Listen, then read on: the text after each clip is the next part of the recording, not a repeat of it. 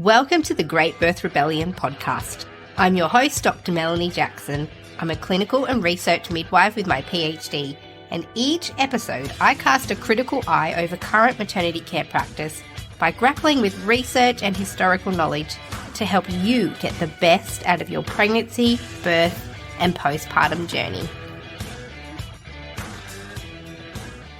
Welcome to today's episode of the Great Birth Rebellion podcast. And today I'm talking about pushing out your baby. What happens? You've done the whole labour and now you've come to the part where you need to push your baby out.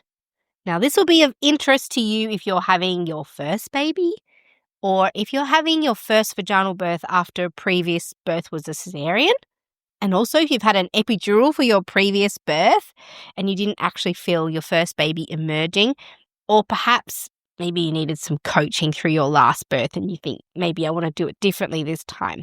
So this is for you if you want to know what it's like to push your baby out. And I'm going to give you some strategies to make it a more enjoyable and possibly better experience than the previous ones you've had. And I've heard lots of women, including myself, refer to this pushing phase of labour and birth as the most enjoyable part of the whole birthing experience. Your oxytocin levels are high. You feel powerful and strong because you've got a little bit of adrenaline in there as well in the mix. And you can feel the end of labour drawing near. And then there is this satisfaction of your baby emerging, like doing the best poo of your life. And if you heard our podcast episode a few weeks ago with Abby Sidery, she just refers to her baby emerging like an octopus, like a blah, blah, blah. That's how she described it. Oh, it's a good feeling. How I would love for all of you to experience your birth as the best feeling ever. So, it is possible to be in love with labour, and in particular this part of labour where your baby's emerging. Lots of people talk about this being the most horrific experience of their life, their baby emerging, painful. But I think that's just society talking. If you really sink into it, this final phase of labour where you're pushing out your baby can be and is designed to be one of the peak human experiences that you can have, and that's what I'm going to talk to you about today. Now, if you're listening as a midwife, a care provider, doula, or support person in a birth space, this episode will also help give you some strategies to help women during this expulsive phase of labour where they're pushing out their babies. There are do's and don'ts in this arena, and I'll talk you through those in this episode too. All right, let's get started, Rebels, as we talk about pushing out your baby. And before we start, it would be remiss of me not to quickly mention the stages of labour and do a quick refresh of these because this becomes relevant in the discussion about pushing out your baby. So if we're going to follow the textbooks, the medical textbooks, the ones that give you this standardised information about how women's bodies work, they will tell you that when it's time to push out your baby, you're in what they would call the second stage of labour. The first being dilation phase from 1 till 10 centimetres dilated, if your cervix is dilating. That's the first stage of labour, according to a textbook. Then you would enter into the second stage of labour, which is the pushing phase of labour. You're fully dilated and you're ready to push your baby out. Now, the textbooks will tell you that the second stage of labour is when the woman's cervix is fully out of the way and it's time for the baby to move down and out. But if you've been listening to the Great Birth Rebellion for a while now, you'll already know that the textbook definitions of labour are fairly inaccurate, and women's bodies don't normally follow the textbook definitions of labour. The delineation of labour into stages is reductionist, and it closes women and their care providers off to other possibilities.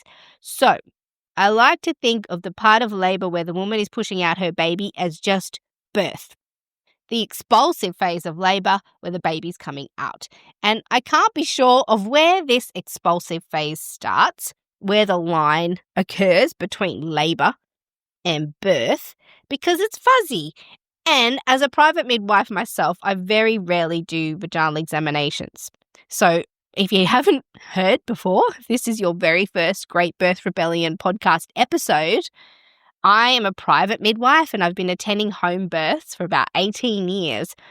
And as a private midwife, I very rarely see a reason to do a vaginal examination. In hospitals, they tend to do them every 2 to 4 hours, depending on the clinician, depending on the scenario. There seems to be this routine practice of repeated vaginal examinations. That is not the case when you are a midwife working in a home setting or potentially in a birth center setting.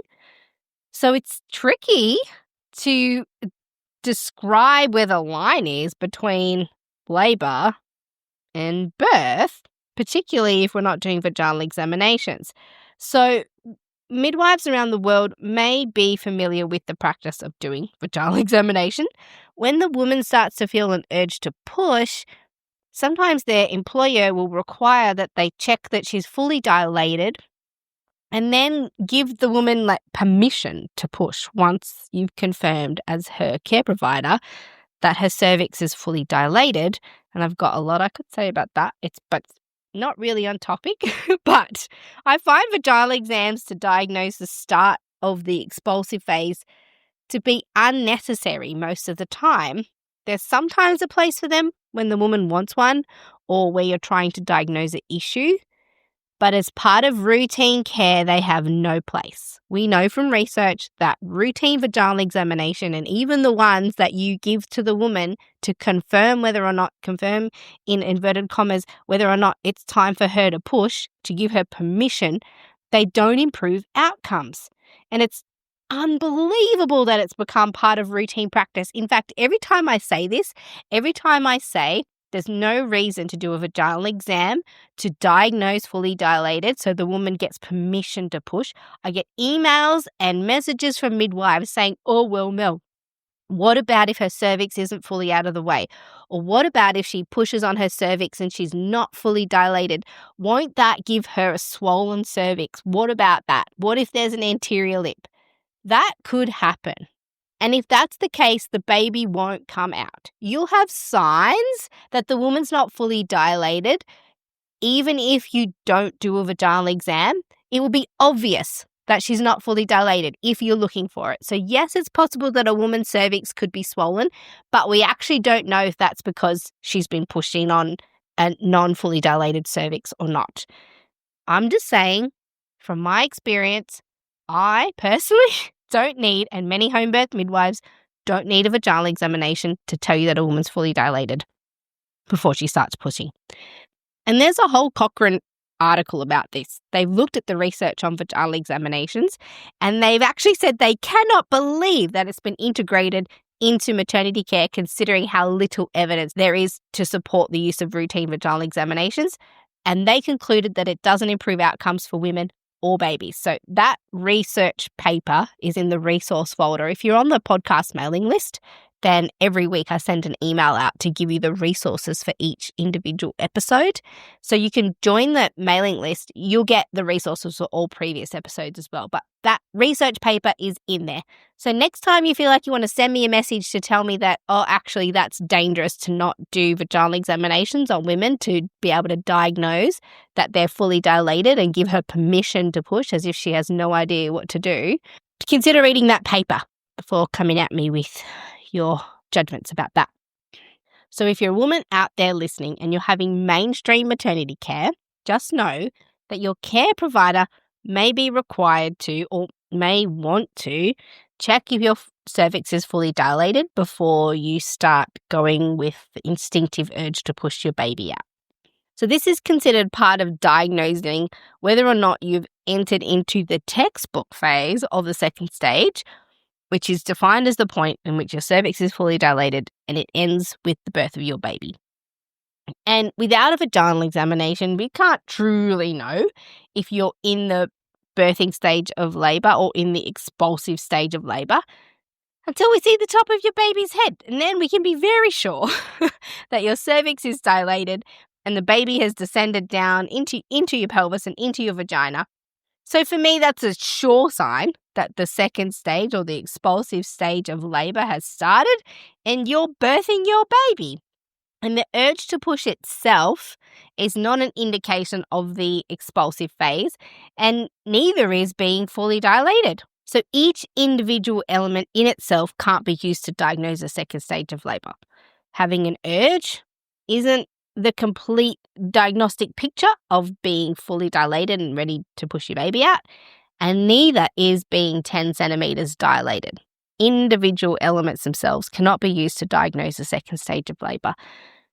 An early urge to push can be caused by things like malposition of the baby, a breech position, baby sitting low in the pelvis, but it doesn't mean that the woman's ready to birth her baby because maybe the cervix isn't out of the way. Just being fully dilated doesn't start the clock on birth because maybe the woman's body yet has not transitioned hormonally or physically or emotionally into the expulsive phase. So even though the cervix is out of the way in the event of being 10 centimetres or fully dilated, the baby is only going to be pushed out if it descends through the pelvis under the pressure of the woman's own uterus pushing it out.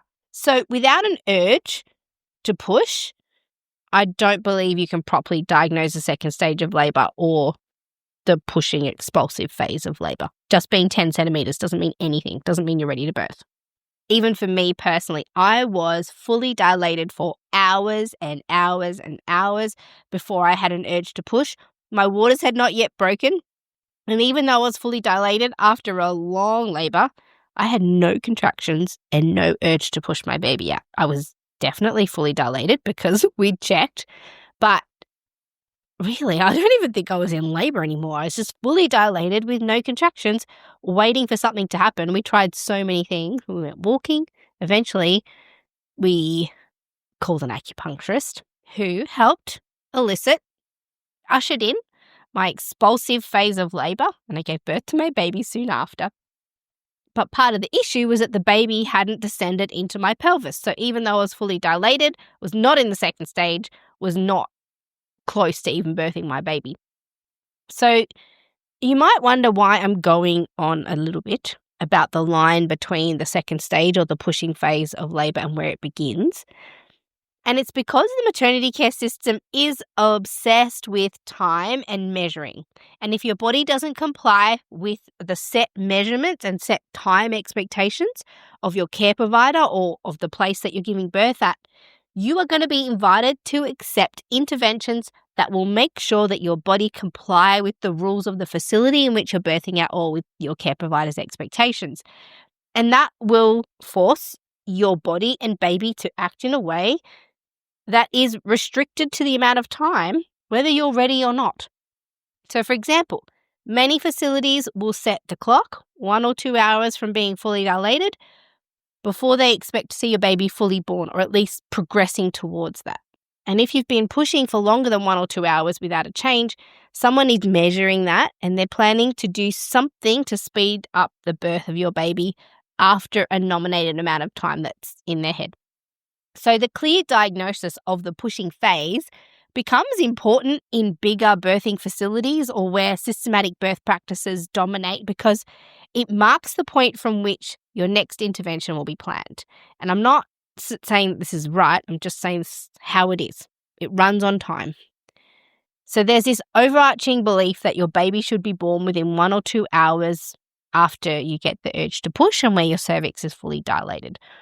Or even worse than that, and this is what I saw in my training all those years ago, they would do a vaginal examination and they go, oh, your cervix is fully dilated and you can start pushing now, even if you don't have an urge to push. And to me, this is such a shame.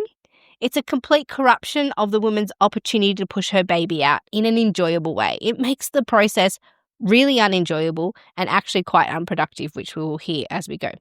So I'll start by explaining how the birth of your baby happens if you're just left to be and do your own thing. So here you are, you're laboured.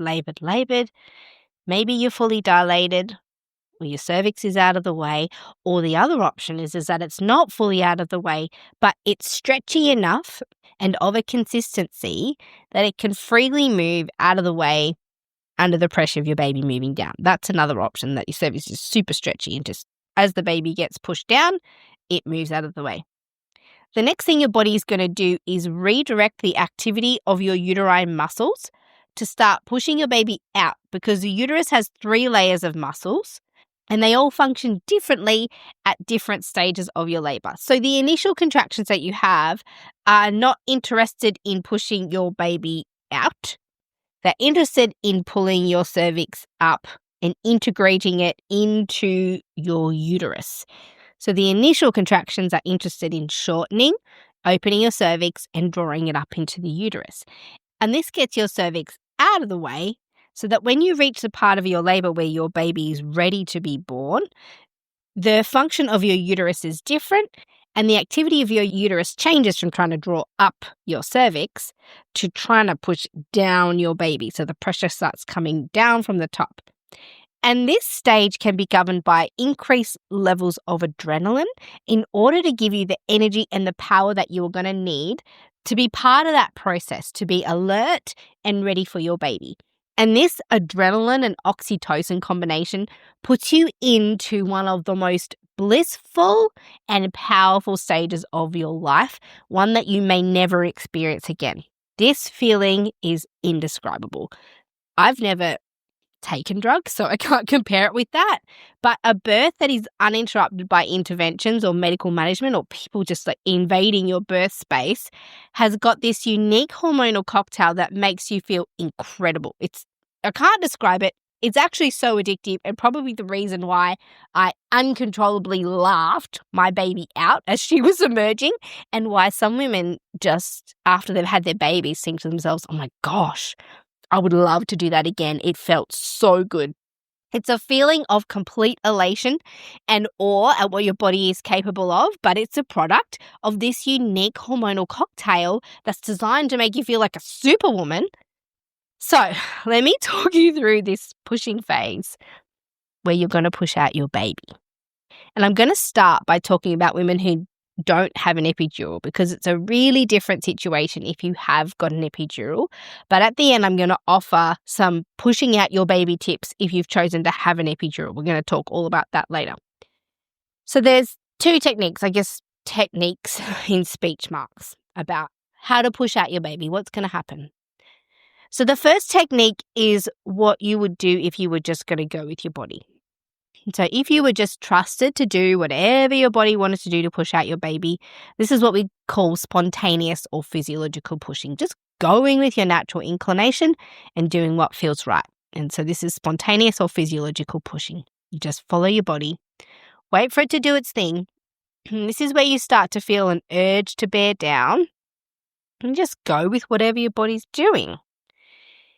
And in this phase, all the practitioner does is give words of encouragement or reassurance. You're doing great.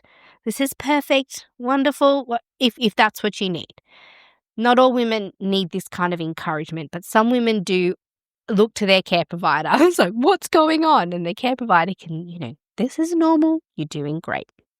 There's no direction on how or when to push or how long to push or when to start pushing or anything like that. It's all directed by the woman's body, by your body, and you're encouraged to just go with your natural urges. Better still, the practitioner just doesn't say anything and doesn't distract the woman. This kind of requires a little bit of focus. And if you're allowed to go completely into body, closing your eyes, blocking out everything that's going on the outside, you'll be amazed at what you feel and know about what to do next and what your body is capable of. So this does require you, the woman, to be fully confident in yourself and not in need of this external encouragement. Some women are looking to their care provider for feedback or encouragement if they're not fully confident in what they're doing or if something doesn't feel right. And then, so that's just physiological pushing, just letting your body do it. That's what we're made for. That's what our body's capable of. Birth is an involuntary process. So if your mind is not in the way and you just allow your body to do its thing, it can do that. Similarly, if no one's distracting you and interrupting that space, you've got capabilities that you're unaware of and that we as women have not been allowed to fully express because of the interruption that happens during this phase. So then there's the second option, this coached pushing option, this process where whoever's with you believes that whatever they know about your birth is more authoritative than what you know and that what your body is trying to do. So this is what I saw when I was a baby midwife, and even still today, I see this from midwives. But it's pretty much all I saw when I was working in a hospital as a student. And it can happen in a few ways. Sometimes it happens, the midwife's done a vaginal examination and discovered that the woman's fully dilated, and she'll go, great, you're fully dilated, it's time for you to push. With the next contraction, I'm going to get you to hold your breath, chin on your chest, knees up to your nipples. Usually women are lying on their back in the stranded beetle position. And then with the next contraction, you're going to go push, push, push, push, push, push, push, push, push, push, push. And they'll go 1, 2, 3, 4, 5, 6, 7, 8, 9, 10. And they'll try and get the woman to hold her breath for as long as possible. And the woman's not making any sound. She's got her mouth shut and her eyes are popping out of her head. And then the woman pushes and pushes and pushes and pushes. And they just encourage her to go longer and longer and longer, not make a sound. And then when it appears as though the woman's about to pass out from lack of oxygen, they go, okay, take a big breath. And then they repeat the whole process again. Push, push, push, push, push, push, push, push. And then they encourage them not to let any sound out, to put all the energy and pressure down. And this is called coached pushing, when the woman is not encouraged to wait for a natural urge or a natural push. They're just encouraged to follow the instruction of their care provider. And that's kind of the worst of what I've seen, where midwives or doctors just assume fully dilated means that it's time to push. But we heard earlier in the episode that fully dilated does not mean the woman's in the second stage or the pushing phase of her labour, because she can't be there yet because she's got no urge to push. So she's not in the birthing phase. She's not in the pushing phase yet. She's got to have an urge to push and be fully dilated to even be considered starting the clock on the pushing phase of labour. And the reason she doesn't have an urge is probably her baby is not in the right position yet. Part of having a baby and giving birth is, yes, your cervix being fully dilated and out of the way, but secondly, that your baby's in an ideal position to come low into your pelvis and be born out. If one of those elements is not yet achieved, you are not ready to push your baby out. And the other part of that is cervix fully dilated, urge to push, but has the woman's internal hormonal cocktail transitioned into the pushing phase? Has she entered into power mode, superpower mode, superwoman power birthing mode, whatever I'm trying to say? We have to wait for that if the woman's going to have a joyful and enjoyable birthing and pushing experience. The whole combination of the ideal hormonal cocktail for pushing, cervix is out of the way, and baby's in a position that's creating a natural urge to push the baby out. So what's happening there when you're coached to push is that you're bearing down. So what you're trying to do is increase your intra-abdominal pressure. So the pressure in your core unit to push the baby out. But the uterus is designed to push the baby out, and it completely surrounds the baby. And when your uterus enters into its pushing phase, it's pushing the baby from all around and down from behind it, sort of like a plunger movement. Whereas when you're doing coached pushing, you're straining, you're increasing the abdominal pressure, and there's more pressure on your pelvic floor. So coached pushing is the equivalent of straining and pushing a poo out rather than or forcing a wee out, rather than just allowing them to flow and come out as they would. And that extra pressure, not only does it build up through your eyeballs, it builds up all into your intra-abdominal space and puts pressure on your pelvic floor, more than if you were just going with what the power that your uterus was offering. And there's been some research on this. In this coached pushing technique, they've had a look at the outcomes and the impact it can have on both the mum and the baby.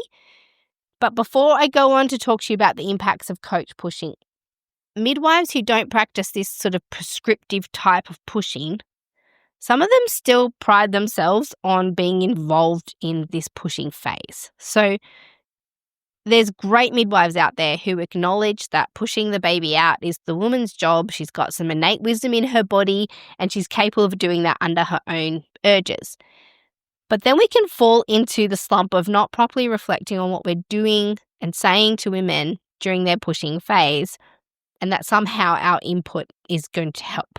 And even though we're not coaching them to push, we're still often coaching the women about what to do during the pushing phase, even if it's not about pushing, we're still compelled to offer this advice and instruction, including things like just go with your body.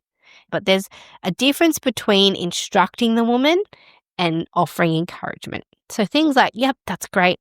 Everything you're doing is great, if the woman needs reassurance. And it's a bit of a nuanced conversation. And I suppose what I'm encouraging midwives to do is to be always reflective on your practice. And I know even when I'm with a woman during physiological birth at home, sometimes I fall into this instruction trap where I'm telling the woman what to do rather than just encouraging her. And it's usually just based on my own assumptions. Like, oh, if I get her to breathe through this, maybe I can help prevent a perineal tear. Sometimes the words come out of my mouth because I want to say them, not because the woman needs to hear it. So it really all depends on the needs of the women, and something that I get to work out with women ahead of time because I'm their care provider through their whole pregnancy. Then you can talk to the women about what strategy they want to use when pushing out their baby. The best strategy for helping a woman to push out her baby is to understand what her expectations are ahead of time if you can. This can be really tricky if you've only just met the woman. And basically, your job as a midwife is to meet her expectations. So I've had clients who've said, when it's time to push the baby out, I want you to just sit down, don't say anything. I just want to push this baby out on my own. I want to catch the baby. I want my partner to catch the baby, whatever the instruction is. And others have said that they're going to need constant feedback. They want me right there. Lots of verbal reassurance and lots of instruction. And that's for their own reasons. Sometimes they've had big previous perineal tears and they think, right, this time I want the midwife to give me some instruction. Totally fine, but it's about giving the instruction that the woman needs, not giving the instruction that you want her to have or that you need or that you think she needs. So it's not as simple as coach versus physiological pushing.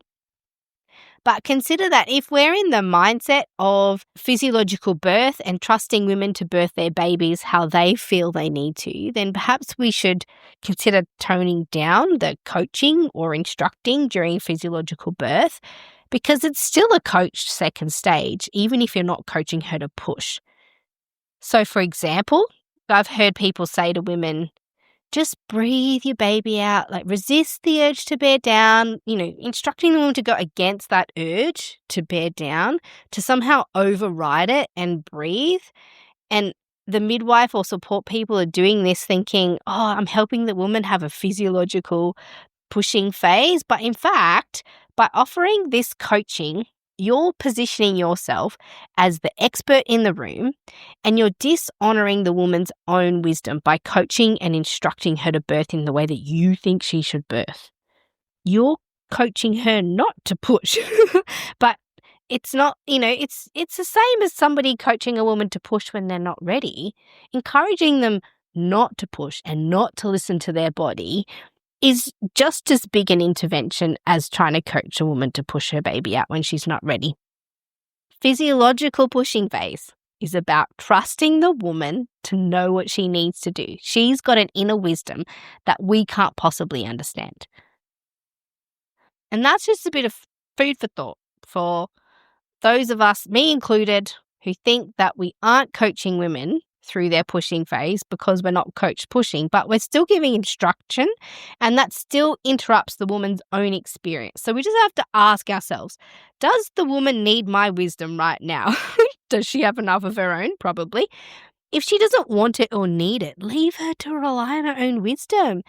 There's so much power in that for them. There's such a deep experience when you don't interrupt someone and don't try and speak to them and let their brain fully sink into that. You'd be amazed at what women can do. Even that instruction to just breathe through or resist the urge is coaching the woman in her pushing phase. So you're not coaching her to push, but you're coaching her not to push, coaching her to breathe. This is all coaching in the birth process. So if you're putting your instruction above the woman's own experience, is she truly experiencing her own physiological pushing phase? So let's talk about what you might expect, the birthing woman, to happen when it's time to push out your baby. So if everything's progressing normally and no one's giving you any instruction on what to do next, no one's telling you to breathe differently or push or stop or go or whatever your well-meaning midwife is trying to do. So now I'm not tapping into the textbooks. Now I'm going to tell you what I know about physiological pushing phase and what it looks like and what happens to women when they go with their own body to push their baby out. So this is based on 18 years of observing physiological birth at home. And it's usually associated with some kind of noise. Women do not hold their breath during the pushing. They look like they're intensely trying to concentrate, so much so that if you interrupt them, you can see them snap out of something. They're trying to concentrate. Some women will thrash about. Some women will put their hand between their legs so they can feel what's going on. Some will cry out. Some clench their faces and bodies. Some are completely chill and zen. And some need physical attention and encouragement from those around them. They'll look to people wide-eyed, and some of them look terrified, and some of them are calm and confident. And the role of the people in the space are to help the woman sink into a sense of calm, to know that everything is okay and that she can trust what her body's doing. So what is happening is that your cervix is fully dilated. You've reached the end of the part of the labor where oxytocin and endorphins are governing the labor process to pull your cervix open. And imagine now your uterus is looking more like a gum nut, with this big opening, and less like a balloon that's cinched together at the bottom. The result of your cervix coming up into your uterus is that the uterus is thicker and the multiple layers of the uterus start to transition into a new function. The function of pulling the cervix open is over, and now it's time for your uterus to gather its strength and its power and start the downward motion to push your baby out through your pelvis. And the uterus is not this weak, passive organ that's all flaccid like a balloon. It's muscular, it's strong, it's got the contraction ability that's strong enough to push the baby out of your body. But before it does, your hormonal cocktail changes and your body starts to receive some adrenaline, which you're going to need to have this newfound alertness and strength to push out your baby. But you're also going to need that to parent your new baby that you're about to have. So there's this transitional point that your body has to traverse before pushing. All of this transition, the hormonal one, the uterine one, are all necessary if your body's efforts are going to be effective and enjoyable, because the joy often comes from the hormonal element. So my suggestion here is to wait. Allow your body to make this transition to give yourself the best chance of pushing your baby out with your own power. And during this transition stage, you would do good to protect yourself from unnecessary interruptions, unnecessary conversations, and ride this transitional moment in a space where it won't be interrupted. This means that people around you need to be quiet. Stay warm. Immersing in water can help at this point induce some relaxation and accentuate your focus. Have a rest if you need to. Stay hydrated. Drink if you're thirsty. I'm going to suggest here that you listen to the previous episode 166, which was an ode to Odont. If you need to fully understand the needs of yourself and women in labour, he gives a beautiful explanation of how to help women transition into this phase. But basically, if you want to have a physiological pushing phase, you have to optimize the function of your body, and optimizing it means not interrupting the physiological process. Staying warm, quiet, safe, dark, and an unobtrusive environment. So that's the first job. So the first job is to block out anything that's going to distract you. Give your body time to transition into this pushing phase. Then just submit to your body. Slowly, as your contractions peak, you'll start to feel your body doing something different at the peak of contraction. Whereas before, when you had a contraction, you wouldn't have felt the urge to bear down. They kind of start to feel a little bit all the same.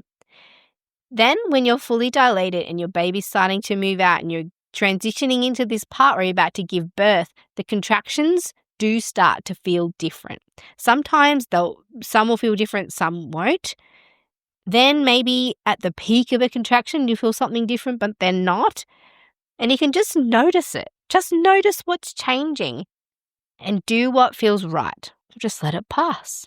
But just noticing, what is my body doing? Ooh, that's new and different. How exciting. Maybe I'm transitioning to birth. You might notice your voice and sound changing and doing something different. And certainly midwives who work with women in physiological birth and who are prone to just sit back and listen, midwives recognize the unique sounds of a woman who is feeling the urge to push or who's transitioning into feeling the urge to push. This happens to me all the time, and me and the second midwife are making eyes at each other like, we know what's happening here. She's transitioning into a pushing phase. So gradually that urge to bear down will strengthen. And in the situation where you start to feel an irresistible urge to do something, it might be an irresistible urge to bear down or scream out or vomit, whatever you feel like you need to do, it's going to be involuntary. Your body is going to want to do that. So try and keep your thinking brain out of this moment and just submit to whatever your body is asking you to do. It's designed to do this. We don't have to instruct our body as to what to do to push our babies out. In fact, if you let your brain take over this process, you're probably going to complicate the whole thing. So your body is in communication with your baby and it knows how many contractions are needed, at what strength they're needed, and when to give you an urge to bear down and when to bring your baby out. This is the same as labor. So submit to the process.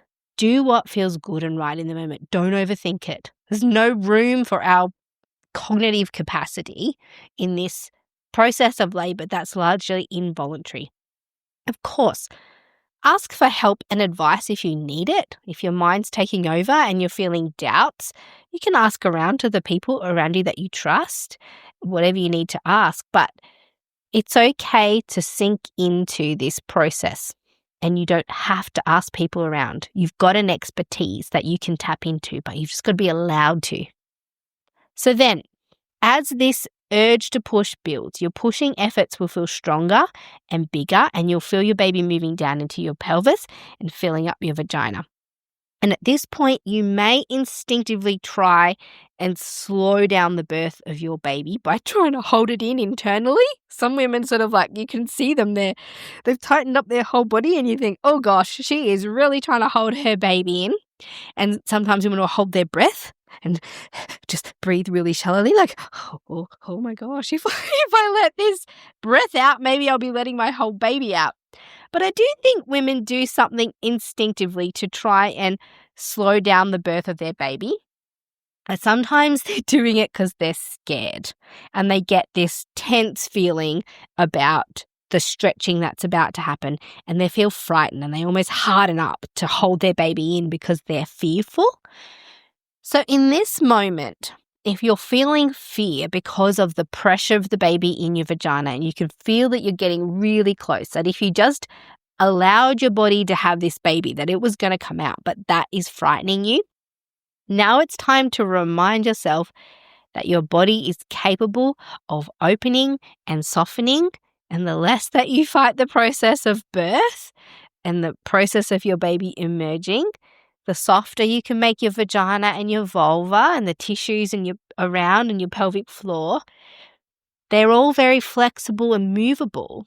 And as the baby moves through, if you're surrendering rather than fighting, you actually might reduce the chance of your perineum and vulva tearing as your baby comes out, because your baby is coming. Your body's got the strength to push your baby out. But if you're fighting that emergence with fear, then you could end up causing your perineum to just be firm and hard and your pelvic floor to be firm and hard around the baby, and your baby's got to fight through that. And overcoming this mental barrier can become easier with some control of your breath. And so here's where at times I'll give women instruction about their breath. If they've said to me, oh, I'm really scared and oh gosh, I don't want the baby to come out and I'm really worried I'm going to tear, or whatever their fear is about the baby emerging, is the time where I might just give some instruction on how to breathe to soften and to reduce the fear.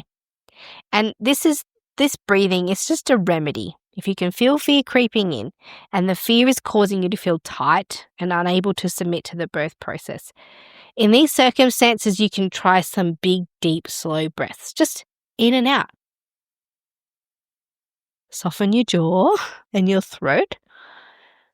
In a way, if you let out a sound, like a low moan, like a or rather than like a high-pitched screech, like a where you're holding everything in and tight with a tight clenched jaw. This kind of activity can just help you to override those feelings of fear and just tell your body it's okay to surrender. So soft jaw, soft throat, low breath sounds out, deep breaths instead of shallow ones. This breathing can be a way of calming and relaxing yourself. And this is where I see midwives, myself included, if I sense that the woman is feeling this fear, here's where the coaching of a midwife or a support person or a doula can help the woman find her zone again by reminding her of techniques to add calm to the situation. It's not coaching her on how to push her baby, but more about how to stay soft and calm so that she can just surrender to this really new and sometimes alarming feeling of the baby coming out of you. It doesn't happen very often for us. And so the new sensation can fill women with fear and concern. So some reassuring words, this is normal, this is how it is, this is how it feels. Let's do some deep, calm breaths so you can surrender and open your body up to allow your baby out. And as you're breathing, you can try and tap into the experience of the baby moving through you. Close your eyes, notice what's happening and pay attention to what your body's asking you to do and what it's capable of doing. Like, whoa, I am at full stretch. How amazing. So you have this internal wisdom and this internal instruction that no one else has. So that's your wisdom and that's your power on how to birth your baby. It's different for every woman and every baby. So you can just tap in and listen to that. Close your eyes. Slow breathe, deep breaths. What's my body asking me to do? Is it asking me to move? Is it making me bear down? What do you need? So then you'll get to the point where your body's pushing efforts will result in your baby crowning. And basically, that's where you're feeling the most pressure on your perineum and on your vulva. Your vulva is at full stretch. Your vaginal opening is at full stretch because before that, the baby was coming down and pushing on your vulva, and it was stretching during the contraction. And then when your uterus relaxes for the rest between contractions, the baby goes back up a little bit. That's normal, this kind of swinging back and forth. So with the pressure of a contraction, the baby moves down and applies pressure, and you're feeling that stretch, and you're thinking, oh, okay, there's the stretch. And then the contraction goes away, and you feel the baby move up back again, and the stretching reduces. This is normal. This is appropriate descent of the baby. Sometimes with coach pushing, they'll say, oh, hold your baby there, hold your baby there. What they're asking you to do is increase the pressure in your abdomen, increase the intra-abdominal pressure with this unnatural pushing effort to try and keep the pressure on the baby, to keep it there and to resist this back and forth swinging. The back and forth is normal. That's how babies come out. It's okay if it goes back again.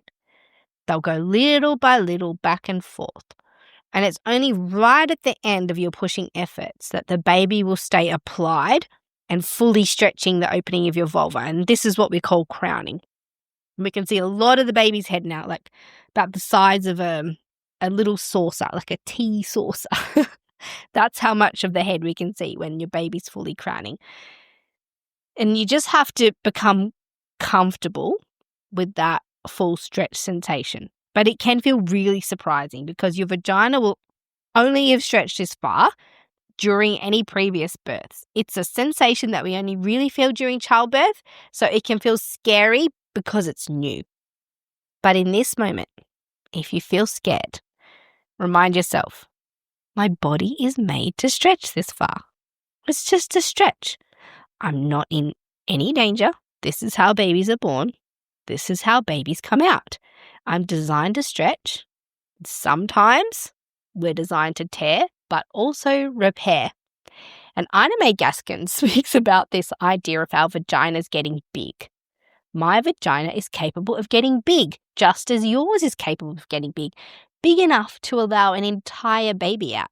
That's how our bodies work. But we've been taught to fear this part of what our bodies can do. Ina May says, we never once considered, is a penis capable of getting really big and then shrinking back down? We don't ever ask, oh my gosh, is that dangerous? Does it hurt? Well, of course we're frightened of the stretch of labour. We're told so many different things about it, about the stretch of birth, but this is what we're designed to do. This is how babies come out. Of course we can do it. So just talk yourself around about this.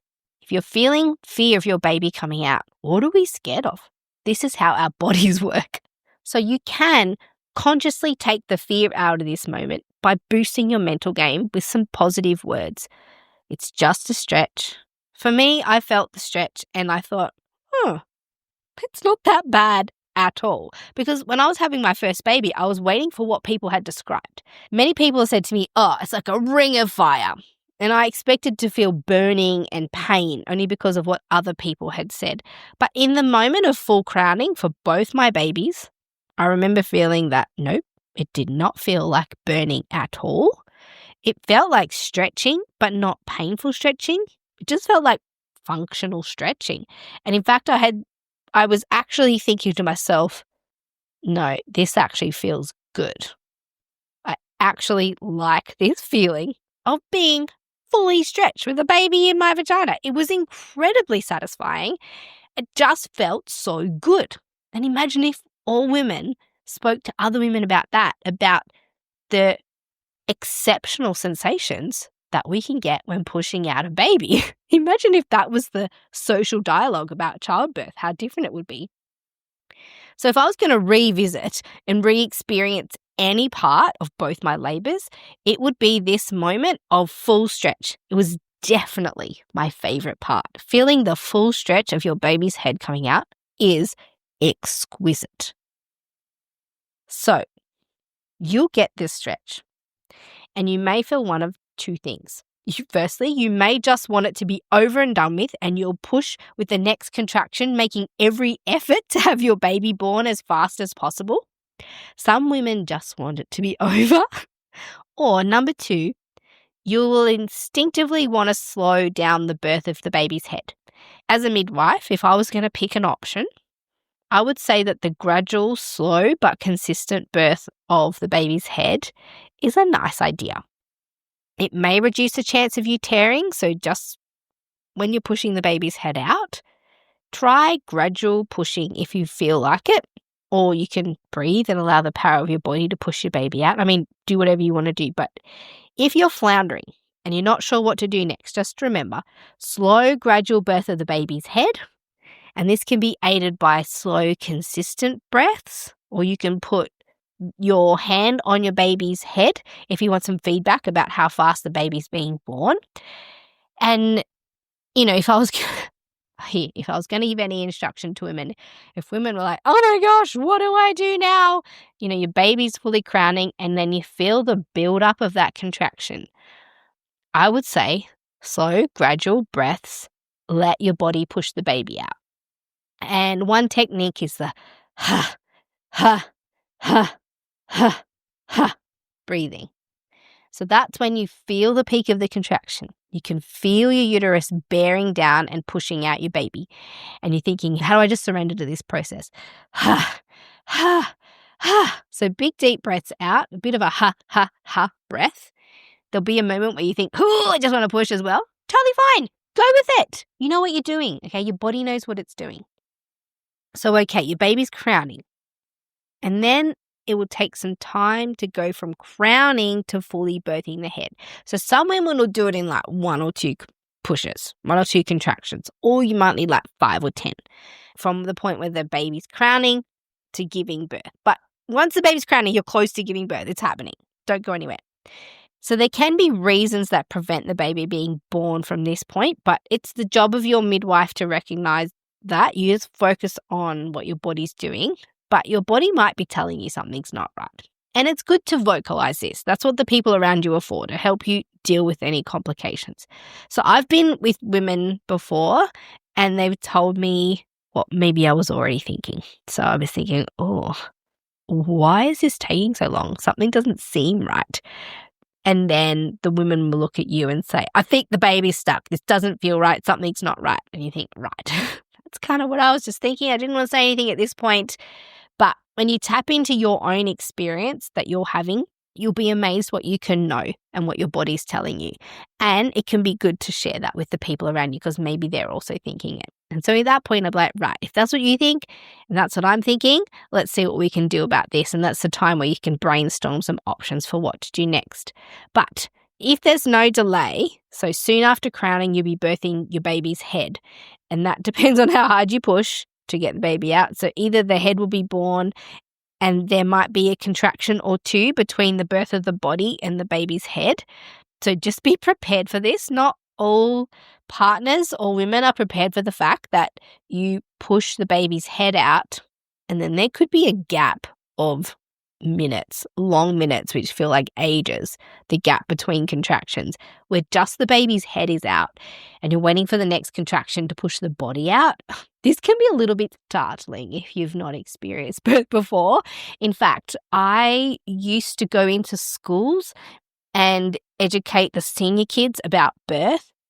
And I would show them this particular birth and I could guarantee every time, so much so that I had to warn them ahead of time, that we'd get to the point where the baby's head was out and they would all start screaming at the screen to the woman to like, push the baby out, because they hadn't realized that there was this gap between, okay, the head's born, but then we're going to wait for the next contraction for the rest of the baby. That's not always the case. Sometimes the head comes out and so follows the rest of the baby. No drama, but just know it's very normal for the head to be born and then wait for the body for the next contraction. And what's happening in this break?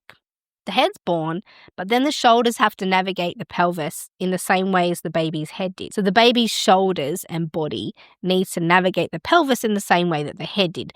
So give the baby some time and space to do that. Head is out. What will happen in the gap is that the shoulders just need a minute to get in the right position.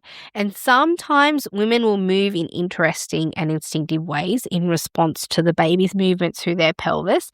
And in order to be able to do this, you do kind of need to be in a more upright position. So up on your knees, somewhere where you can move in water, standing, squatting, whatever it is. For this pushing phase of labor, just as you breathe and push as you feel like you need to, you also need to move and change positions in ways that feel comfortable. So if you're lying on your back on the bed and if that doesn't feel good, go anywhere else. There's no rules for positioning. It's just whatever feels most comfortable. So most women will only give birth on the bed because this is the instruction or preference of their care provider. But physiological pushing is all about listening to and responding to your body for breath, for the pressure that you need to exert to bear down, and for the type of movement that you need to do to help your baby navigate your pelvis. And there's a lot of work that can be done by a woman who's tapped into her body after the birth of the baby's head, some movements that she might be instinctively doing in order to help the rest of the baby navigate the pelvis. So you want your baby to move through your pelvis? You've got to move in the way that your body's instructing you. And I'm recalling a birth that I was at a few years ago where the woman had quite a long labor, longer than she was expecting. And she was in the birthing phase of her labor, but really felt like nothing was working to bring the baby down. You know, we tried all kinds of things. She was in the pool and then hands and knees, and then we tried the toilet, and all these different positions didn't feel right to her. They kind of felt, she described as just like unproductive. You know, she's feeling the urge to bed down, she's feeling the contractions, but she just feels like nothing's happening. The baby's not moving down. So we tried a deep squat, which we know anatomically can open up the pelvis quite a way. And she felt this immediate change in progress. And then when she moved back to her hands and knees, again, she felt like the pushing was unproductive. And so the only way that worked for her, and the only way that I could see, I could see actual changes when she was in the deep squat. And then when she was on hands and knees, I couldn't see anything. the only thing that worked for her was this deep squat, which is not something I usually use except in these rare circumstances where the woman notices a helpful change. And because of the deep squat, it actually is kind of it does elicit a bit of an artificial sort of Valsalva experience within the woman's body, a bit of extra pressure, like you were exerting a big push. And so the baby can come out quite fast. And I usually, if we're going to use this to help the baby reposition, we'll just get the baby to a point of, say, crowning and then change into a position that's less impactful on the speed of the birth. But for this, I just had this feeling. I was like, no, I think we're going to stay in the squatting position for the whole birth. And we saw the head crowning, and my other colleague said, are we going to get her on her hands and knees? And I said, absolutely not, because we've just witnessed how this is not working for her. The baby's head is nearly out. There's no way I'm about to change the mechanics of what's going on right now mid-birth, where you might be in a situation where the head is out, but then because you've changed position, the shoulders are no longer capable of navigating the pelvis. So we left her in the squatting position, which is what she wanted as well. We sort of said, look, I think this is the best position to push in. And she said, yep, I agree. And she was happy to stay in that position. And so, my initial habit was to only be in the deep squat until we saw progress. But in this scenario, we read the room, we listened to the woman. She felt like it was a more productive way to push. And so we stayed there and did it like that. A lot of birth is just reading individual circumstances and learning on the fly, doing what feels good. Okay, so this is your birth now. The head's out and we're waiting for the body. And so for the next push should come the rest of the baby if they're positioned ideally. Then up to your chest for uninterrupted skin to skin. Both of you wrapped in warm towels and blankets in this big warm nest, meeting each other's gaze and keeping the cord attached for optimal transition to life.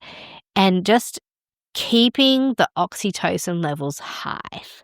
This is where the joy is in birth. The transitional hormones that happen when you're pushing your baby out, absolute bliss.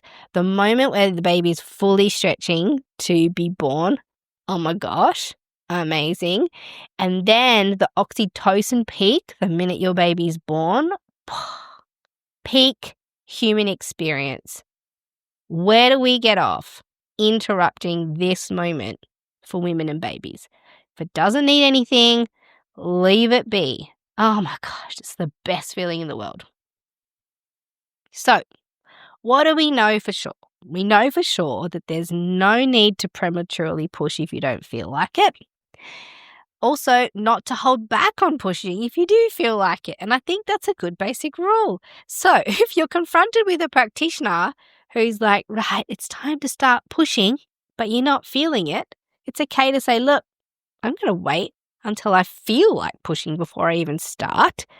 And then again, if the midwife's saying, oh, don't push, don't go with those urges, you can just say, look, I'm just going to do whatever my body asks me to do. I feel like I want to go with my body. You do not have to submit to the coaching of somebody who's outside of your body if you don't want it.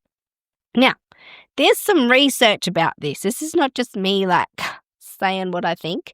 So if we have a look at the research on this, there was a study done by Nigel Lee, Yu Gao, and Sue Kilday and Lauren Lultz. So shout out to you guys. These guys did some research, and the title of the paper is Maternal and Neonatal Outcomes from a Comparison of Spontaneous and Directed Pushing in the Second Stage. So they compared this coach pushing, that push, push, push, push, push, push, push, hold your breath, like eye-popping pushing. They compared that to what happens if you just let a woman do what she wants and only give encouragement, not instruction. The research paper is in the resource folder, so you can read this in full. Just, you don't have to take my word for it. Read it if you want to. And so Nigel and his team compared the outcomes for both the mum and the baby who just spontaneously pushed, went with their urges, weren't directed to do anything. So they compared those to the ones that were directed to push or that were coached to pushing. And in the article, this is how they describe the two options. So directed pushing or coach pushing involves a response from the woman to the instructions given by the midwife or support people, and it usually consists of the Valsalva maneuver. So Valsalva is where you're holding your breath and your throat is closed tight and there's no noise coming out and you're pushing, and they'll usually tell you to push for 10 seconds or more, and it could be 2 or 3 of these in a single contraction. So big, long pushing in one single contraction, 2 or 3 of those. Whereas spontaneous pushing or physiological pushing is characterized as self-directed breathing pattern. So a self-directed breathing pattern, not a clinician-directed breathing pattern, and self-directed pushing. So self-directed were the important words here, and the researchers acknowledge what we've known for a long time, that women's bodies have innate wisdom that they can tap into if everyone around them would just stop imposing themselves in the woman's headspace, and then she can fully experience what it means to immerse into this pushing phase and immerse into the sensation of her baby emerging. So stop robbing women of this powerful moment where they can meet their full capacity and when they get an opportunity to trust themselves. But they won't get to do that if we as well-meaning midwives or doulas or support people or obstetricians are in their ear giving them guidance as to what to do next. Oh, breathe now, don't breathe now, push now, don't push now. Anyway, rant over. So let me continue with the research. So what Nigel and his team did is they gathered up a huge number of women. There were 69,000 over a 6-year period, and they gradually whittled them down to a group of women that they could easily compare each other against. So they eliminated women who didn't match their inclusion criteria, which is the usual way that we do things when you're trying to compare 2 groups, because you want to make them as similar as possible. So women who had assisted vaginal births with vacuum or forceps or epidurals were excluded, and women who didn't have the baby come out without assistance weren't included either. So nor were women who had epidurals. All the babies were full term and head down. They weren't breech. So they excluded all those women and only included the ones who progressed to an unassisted vaginal birth without a vacuum or forceps. And so when they took everybody out, they had 19,000 women to include in their study. And then they went about matching them in terms of age, health, ethnicity, and all these other factors. So they ended up getting 5,000 women in each group who were as evenly matched as possible so that they could properly compare the outcomes to make sure there was sort of no other explanation for why some women would have different outcomes to the other groups. So pretty good quality study, if you look at it. Big enough numbers because previous research done, and I didn't include the paper in the resource folder, but Cochrane did have a look at they compared coached versus physiological pushing, and they said they really couldn't make a good clinical decision based on the research that was currently existing back in the day. So this study by Nigel Lee and his team was kind of responding to the Cochrane research, which said we don't have enough information, and they're like, mic drop, here's all the information. So they answered the call and basically went, we're going to do a really good study that has enough statistical power to answer this question. And I think we can rely on this research to help answer the question about the benefits or not of coached pushing versus physiological pushing. So when they assessed the two, they found that women who were directed to push experienced significantly longer pushing phases and a higher but not significantly higher rate of 3rd and 4th degree tears. But they did have a higher use of episiotomy, significantly higher use of episiotomy. The episiotomy rate doubled. And some of the reasons why people do directed pushing, recommend that women do directed pushing, is that they think that it shortens the pushing phase of labour. But what the study found was that it actually lengthened it. And I think we can pretty much understand why.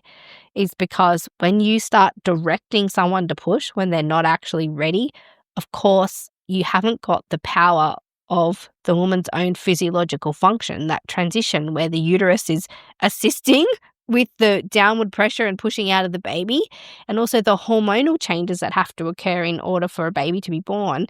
If you start directing a woman to push before she's actually ready, it makes sense that the pushing phase and the birth would take longer. And then if the pushing phase is longer, then that automatically puts the woman at more risk of interventions to speed up that birthing stage, including episiotomy. So that could explain why they found an increased number, a doubling in the episiotomy rate for the women who were doing coached pushing. All right, so let's have a look here. The idea that a coached pushing can create a longer pushing phase. So what they found for first-time mothers, primips, women who are having their first baby, if they were not coached to push, 2% of the women in the study had what they would call a prolonged second stage, prolonged pushing phase. So that was over 2.5 hours was defined as a prolonged pushing phase. Only 2% if you're in the physiological pushing group. If you were in the directed pushing group, so if you were coached to push, 3.4% of women having their first babies had a prolonged second stage. So a statistically significant difference in how many women had longer pushing phases. If you'd had a baby before, second or subsequent babies, 2.6% of the women in the undirected pushing group had a prolonged second stage. But now this was significant. If you've had a baby before and then you are directed to push, 7.2% of those women had a prolonged pushing phase compared to 2.6%. So if they were allowed to just push by themselves, 2.6%. So that's 5% more women, if you've had a baby before, having a prolonged pushing phase if you were coached. But it's the episiotomy rate that gets me. So, okay, if you're a first-time mum and you just do physiological spontaneous pushing in hospital, this is hospital stats because it's not women having home births with private midwives, this is hospital, you would have a 13.6% chance of episiotomy, which is bloody high anyway. But the same kind of women, so in the same group, first-time mums, if you were directed to push, you would have a 23.5% chance of episiotomy. So 10% more was 13.6 if you just pushed on your own, 23.5 if you are part of the coach pushing group. So that's some information they collected on the mums. If you direct pushing, you're going to increase the chances of them having a delayed second stage and also increase the chances of episiotomies. But let's have a look at the babies. That's what they looked at for the mums. I won't go into all the stats, but if you want to see the stats, actually, previous me, before I was even doing the Great Birth Rebellion podcast, and I still have a YouTube channel, but on my YouTube channel, if you go to Melanie the Midwife on YouTube, there's a whole YouTube channel there, which gives you graphs and visual diagrams of this study, of this particular research that I'm looking at. The video is called Pushing Out Your Baby, and it was on Nigel Lee's study, so you can have a look. It goes for about 8 or 9 minutes, but in there is where I take you through all the baby stats. But basically, if I just glaze over it, if you were instructed and directed to push and you follow those instructions, then your baby has almost a double requirement to be resuscitated after birth. So about a 1% increase in the number of babies who needed to go to neonatal intensive care unit, and a slight increase in lower APGAR scores, which is the score that they give your baby when it comes out in terms of its transitioning to life. So basically what we know from this research, and it's good quality research, is that directed pushing doesn't benefit the woman. It increases the length of their pushing and makes them more at risk of episiotomy, and it doesn't benefit the babies in any way. There was no better outcomes. In fact, they were all worse from directed pushing. And so it's absolutely okay to stop diagnosing the pushing phase that women are fully dilated and just let women do what they need to do. It's okay to not do coach pushing under normal circumstances because it doesn't really do what we think it does. It doesn't shorten the pushing phase. It actually clinically lengthens it. And then there's the ramifications what happens to women after they've had a long pushing phase, because I know this is what some midwives are doing. Midwives know that there is a consequence to pushing longer than 2 or 2.5 hours. They know that the women are going to be exposed to more interventions. So in a well-meaning way, they try and help them get their babies out as fast as they possibly can. And many of them know that if it takes too long, then the list of interventions increases. Episiotomy, vacuum, forceps, to help the women have their babies sooner even if the baby's not suffering. It's just like they want to comply with some arbitrary time limit. But also there is a belief, and there's some truth to this, that if a woman pushes for too long, they could damage their pelvic floor. But that is way more likely with coach pushing versus physiological pushing. Our body's own functions aren't designed to damage us. But when we start to interfere, like giving women this unnatural way of pushing when you coach them, that's what starts to damage their pelvic floor. Coach pushing for too long, yes, can damage pelvic floor. Physiological pushing, different story. But if you're doing physiological pushing, the pushing phase is shorter nonetheless. So perhaps one way of reducing the amount of time in the pushing phase of labour is to not start the women pushing prematurely. So let her body tell you when it's time to push, and then you can start the clock on her pushing clock later in the piece when the baby's actually ready to come out, because the woman is getting the urge to push her baby out, and the research we just spoke about supports this idea. Shorter pushing phases are the result of waiting for the physiological urge to push and allowing women to push her baby out under her own instruction and not directing her in the way that you think she should be pushing. So we are making things worse for women and their babies by using these coached pushing efforts. It's not working. Some of you more astute listeners will be thinking about two things: the Ferguson reflex and the fetal ejection reflex. And some of you are like, Mel, no, we're not thinking about that at all. I just want to say that I did indulge in research on these two things as I was creating this episode. But after going down the rabbit hole, I realized that everything that I had learned about the Ferguson reflex and the fetal ejection reflex as part of this pushing phase, it will not fit into this episode. It's already gone on for a while. So the Ferguson reflex versus the fetal ejection reflex is a discussion I'm going to have in the next episode. Episode 168 will be all about that. So hang tight for that episode. But what I do want to talk about now is pushing if you've got an epidural, because some hospitals have got a 70%, 80% epidural rate where very few women are actually able to push their baby out under their own power because their capacity is reduced by having an epidural. And there can be lots of reasons for why women choose to have an epidural, and it's not always just for pain relief. Some women need them out of pure exhaustion after a long labour, if they just need to sleep. Sometimes they're used to bring down high blood pressure. Often they're used for pain relief, and some women use them as a solution to an early urge to push before they're fully dilated. And anyway, there's lots of reasons they use: swollen cervix, anxiety, and not just the anxiety of the woman, the anxiety of the care providers or support people. But whatever the reason is, epidurals significantly impact on the function of your body during in labour and birth. There's just no way around it. Massive impact on how your body is going to function. And a full discussion of how and why epidurals disrupt the function of your body in labour is going to have to be a topic for another episode, and I'm working on that too. But today, I'll focus on a few strategies that you can use if you're going to try and push your baby out, but you've got an epidural.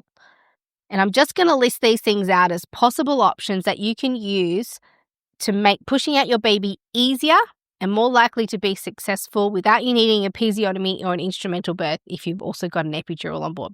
So first, the first option is to plan ahead and ask for what people call a walking epidural. So this is an epidural that does ideally take the contraction pain away, which is what often you're getting an epidural for, but it doesn't leave you completely immobilized. So you can still move around a little bit.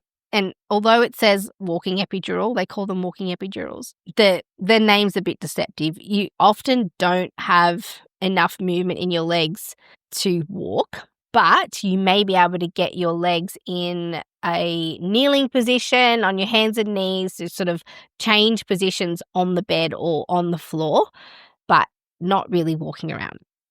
The fact is that you can still move, and it means your baby has a chance of being able to move through your pelvis, and it can reduce the chance of malposition issues for the baby, which is one of the side effects of an epidural.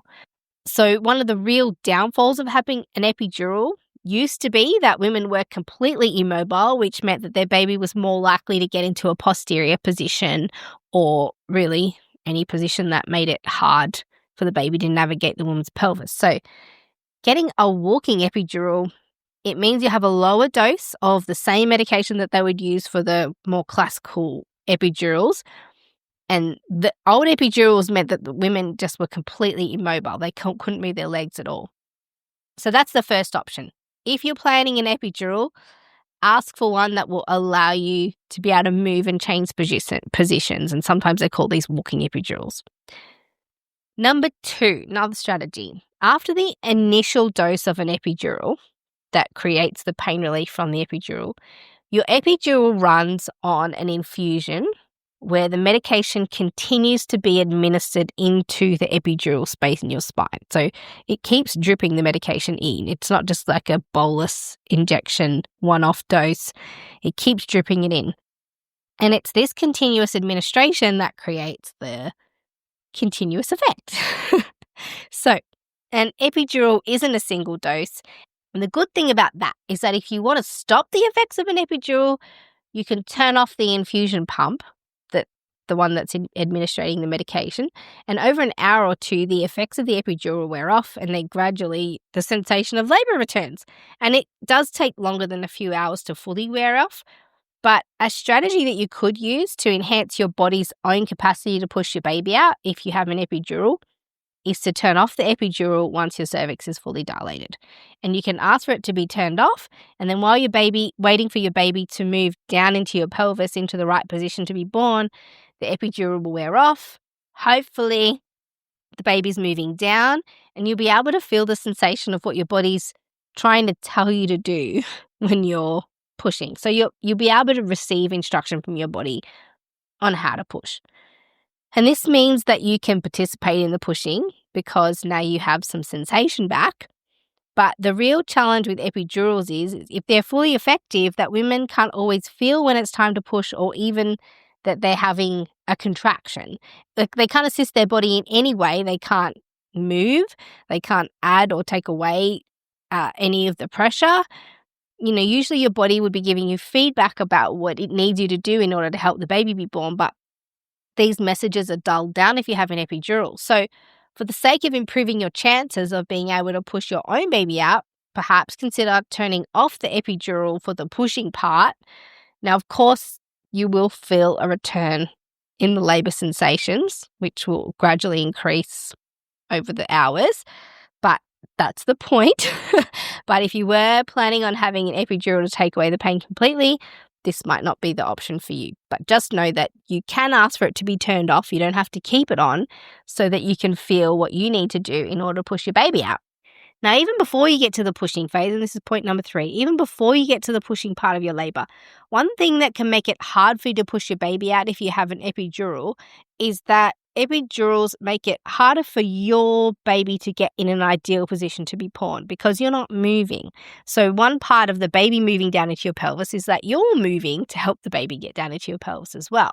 So one thing that you can do to help avoid this pitfall is to ask your care team to help you turn from side to side about every 20 to 30 minutes. So laying on your left side and then laying on your right side. And you can put one of those inflatable peanut balls or a stack of pillows between your legs, and you want to slightly tilt the top leg over the bottom leg. And most birth facilities will have these tools that you can use, the peanut ball or some extra pillows. And so you want to ask your partner or birth supporters to flip you side to side throughout the duration of your labour, and you can choose also to give birth on your side in a side-lying position. If you're unable to get into an upright position, like with the walking epidural, if you can't get on your hands and knees or up onto your knees in an upright position, just ask them to lay you on your side to give birth. And obviously someone's going to have to hold your leg up in a side-lying position. So number 4, the next thing you can do to help push your baby out if you have an epidural is not pushing right away once you discover that your cervix is fully dilated. And this can happen, is that you're there with an epidural, you're getting regular vaginal examinations because there's not really lots of other ways to be able to tell the progress of your labour because all the external signs are clouded by the epidural. And so the midwife might check your cervix and go, oh, you're fully dilated. Hey, you can start trying to push your baby out. But you can wait. So maybe once they've diagnosed, yep, fully dilated, ask for time for what we call passive descent. So as I spoke about earlier, there's lots of elements that go together to determine when you're ready to push your baby out. One of them is, yes, your cervix is fully out of the way. But the second one is that your uterus has transitioned to a hormonal state in which it can actually create the power and adrenaline that it needs to push the baby out. But also that the baby's in a position lower in your pelvis. So that can take some time. So after your cervix is out of the way, you need to allow time for the baby to move lower into your pelvis before you start pushing. So, basically there's a shorter distance to go when it is time to start pushing. So this is called waiting for passive descent. And so you don't start the clock on pushing yet because no one's pushing. She's just fully dilated. And there is a great paper on this in the resource folder about the idea of passive descent during an epidural. So if you're on the podcast mailing list, you'll have access to the resource folder. And the article is a combined research paper that looked, and I'm not going to go into the details, but it concluded that there are significant positive effects were found, indicating that passive descent should be used during birth to safely and effectively increase spontaneous vaginal births, decrease instrument-assisted deliveries, and a shortened pushing time for women who have got an epidural. So you can read more about that if that article interests you. But fully dilated, if you've got an epidural, and then allow for what we call passive descent, where they will start to sort of measure, again, it'll be a vaginal exam, the movement of the baby down into the pelvis and not starting to push until the baby is further down in your pelvis. Okay, number 5, my final suggestion to help you bring your baby out more effectively if you have an epidural is to pull in order to push. And what this means is that you can sit in a semi-upright position on the bed. So the very big benefit of hospitals is that they've got these beds that move and do all kinds of things. You can sit the bed upright and be sitting a bit more upright, or you can even squat if you've got one of those walking epidurals. And if you've got some length of fabric, so a birth sling or a non-stretchy fabric, such as a rebozo or something, you can rig that up in front of you and play a kind of tug of war with it during your contractions to help add a bit of oomph to your pushing efforts when you have the epidural. So you're pulling in order to push. And this means you might need to get creative about where you're going to loop and anchor the other end of the sling. One end has to be fixed to something firm so that when you're pulling on it, it's not going to move. And that could be a part of the birth bed, or if there's a bar over the bed, somewhere you can firmly anchor one end. I've actually seen a midwife loop it around her back, and when the woman pulled, she was almost pulling the midwife towards her, but the midwife was stopped from going completely forward by the edge of the bed. So the midwife was kind of being squished between the bed and the woman's pulling efforts. So we can get creative. But one end has to be fixed firm so that the woman, when it's time for her to push, then you pull in a tug of war type effort. And this can be a helpful strategy for effective pushing in circumstances where you're trying to push your baby out with an effective epidural that's in place. So unfortunately, when you have an epidural, you can't rely on your body to function physiologically because you've turned a lot of that off. A lot of the stuff that's necessary for your body to physiologically function is turned off. So you have to rely on the involvement of your care providers to assist and coach you through birth with an epidural. But if you don't have that, the evidence is clear enough for us to be confident that it's overall better for women and babies to be allowed to have control over the timing and process of pushing out their own babies. I can't even believe that I had to write that sentence and say it out loud, but there you go. It's clear from the research, I can't believe we got research on it, that it's overall better for women and babies to be allowed to have control over the timing and process of pushing out their own babies. Okay, stated a matter of fact. So I can't actually believe that we needed to use evidence to prove that it's fine and better for women to push out their own babies using their own power in their own time. But there you have it. Pushing out your baby, all of my thoughts and a bit of the research. That has been this week's episode of the Great Birth Rebellion podcast, and I will see you in the next episode. To get access to the resources for each podcast episode, join the mailing list at melaniethemidwife.com, and to support the work of this podcast, wear the rebellion in the form of clothing and other merch at thegreatbirthrebellion.com. Follow me, Mel, at Melanie the Midwife on socials, and the show at The Great Birth Rebellion. All the details are in the show notes.